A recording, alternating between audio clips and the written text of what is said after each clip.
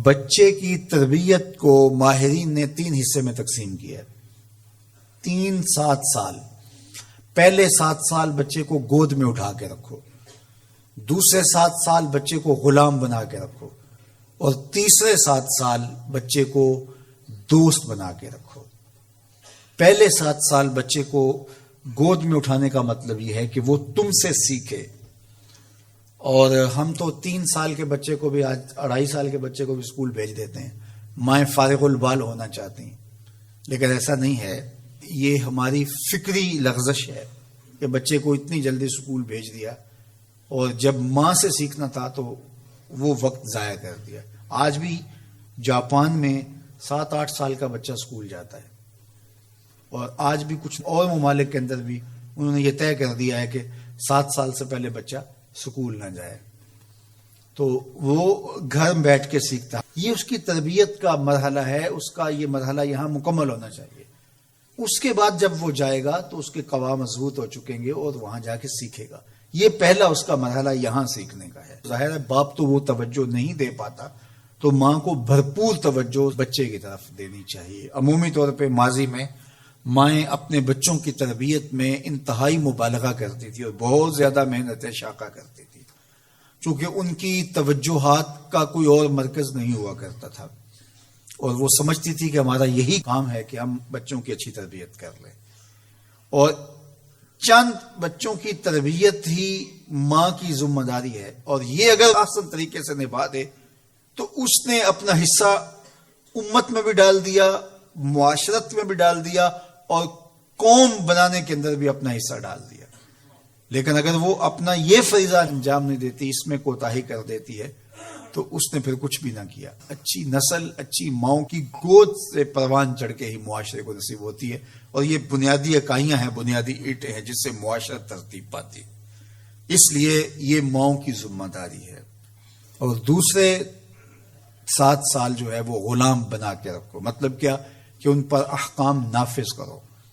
وہ از خود فیصلے نہیں کر پاتے اور اچھے نہیں کر پائیں گے، ان کے فیصلے تم کرو، ماں باپ۔ اور پھر اس کے بعد اگلے 7 سال جو ہیں ان کو دوست بنا کے رکھو، کیونکہ عموماً جو ہے وہ 14 سے 21 سال تک کی عمر کے بچے جو ہیں وہ دوستیوں سے، اطراف سے سیکھتے ہیں، چونکہ وہ اگرچہ تمیز نہیں رکھتے ہوتے پوری طرح، لیکن پھر بھی ان کی طبع یہ ہوتی ہے کہ وہ سمجھتے ہیں کہ ہم اطراف سے اچھا سیکھ سکتے ہیں، اور وہ بعض کا ماں باپ کو دقیانوس بھی سمجھنے لگ جاتے ہیں۔ تو اس وقت ماں باپ تھوڑی سی حکمت کے ساتھ ان کی دوستیوں پہ غور کریں کہ ان کی دوستیاں غلط لوگوں سے نہ ہوں۔ میرے اور آپ کے آقا مولا نے ارشاد فرمایا، المرء علی دین خلیلہ فلینظر احدکم من یخالل۔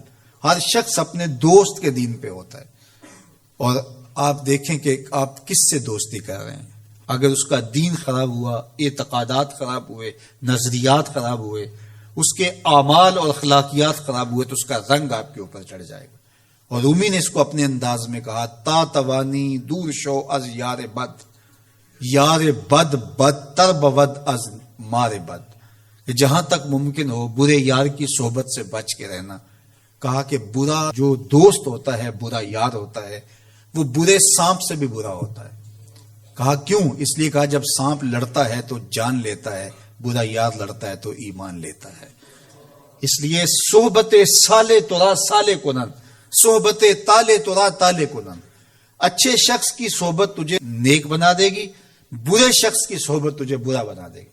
شیخ سعدی فرماتے ہیں، میں حمام میں گیا تو وہاں کسی نے مٹی رکھی تھی، تو میں نے اس کو اٹھایا تو اس سے مہک آ رہی تھی، میں مست ہونے لگا اس کی دل آویز خوشبو سے۔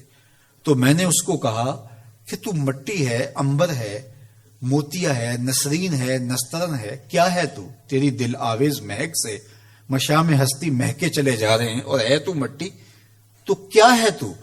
تو اس مٹی نے، شیخ سعدی فرماتے، مجھے زبان حال سے جواب دیا کہ ہوں تو میں مٹی، مجھے اپنی اوقات نہیں بھولی، لیکن چند دن میں پھول کی صحبت میں رہی ہوں۔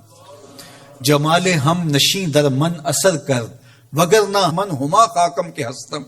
اس نے کہا ہوں تو ذات کی مٹی ہی، لیکن میں گلاب کے پھولوں تلے تھوڑی دیر رہی ہوں تو میرے یار کا جمال میرے اندر سرایت کر گیا ہے۔ تو ذات کی مٹی ہوں لیکن صحبت میری پھول سے رہی۔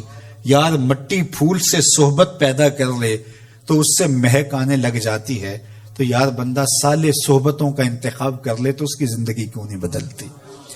تو اپنی اولاد کو صالح لوگوں کے پاس بٹھانا سکھاؤ۔